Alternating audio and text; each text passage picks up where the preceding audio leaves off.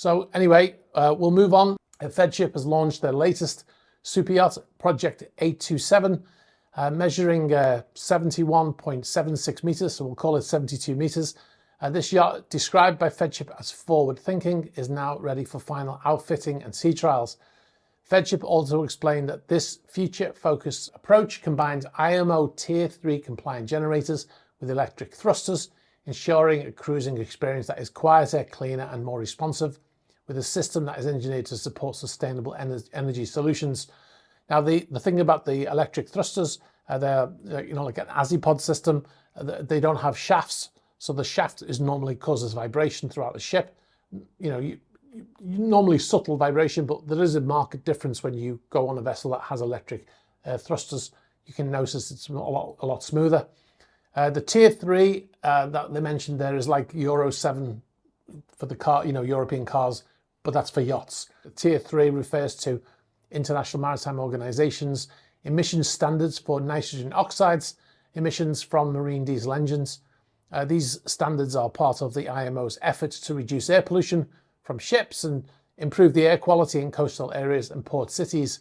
Now, ships subject to IMO Tier 3 standards must comply with stricter limits on nitrogen oxide emissions compared to ships operating outside of the ECAs, which is an emission control area. The Tier 3 nitrogen oxides emission limits are typically around 70 to 80% lower than the limits for engines not subject to Tier 3 requirements, meaning that they're not allowed to produce as much nitrogen oxides. The lower amount that's the regulation. So there's better. Now, some of the areas requiring Tier 3, English Channel, Baltic regions, North America, Mediterranean, I'm not sure if they've signed up to it yet, but they are signing up. Whether they've done so already, I'm not sure. So obviously, not the entire world is using the regulations, but if you think about it, you've got your brand new, $200 million yacht and you want to go anywhere you please, right? So if you want to go in the Mediterranean or North America or the Caribbean, parts of the Caribbean, then you need the Tier 3 emissions standards. So there's no real point building a yacht that doesn't have it now, because it's not backward compatible, but all new yachts are required to have Tier 3. Otherwise, you can't go in the Mediterranean. You can't go to North America. You can't go to certain parts of the Caribbean, and you can't go to the Baltic regions as well. That's on the list as well.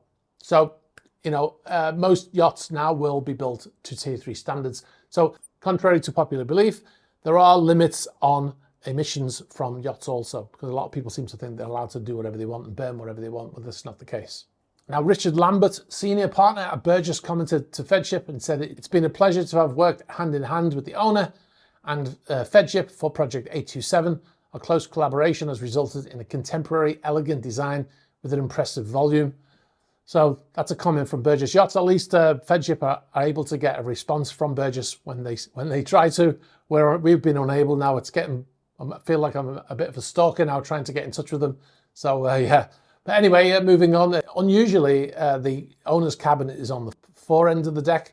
And it's where a lot of yachts now are put in the bridge. So they've actually raised the bridge to the deck above, which is great. I always make comments about not liking the bridge to be too low down. That's just the thing that I comment on frequently.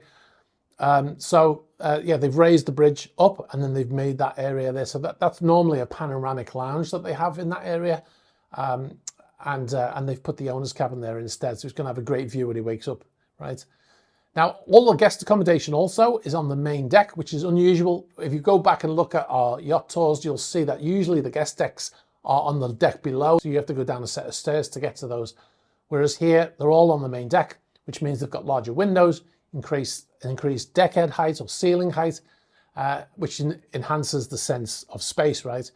I would imagine there's some sort of beach club as well, which is not mentioned, but the fact is, if you look at the photographs, you can see that the tender garages are on the bow section there. So that usually means that they've left space on the stern for a beach club. It's an interesting vessel. It was originally commissioned by Steve Wynn, but Feadship bought the vessel and sold it to Roberto Mourinho.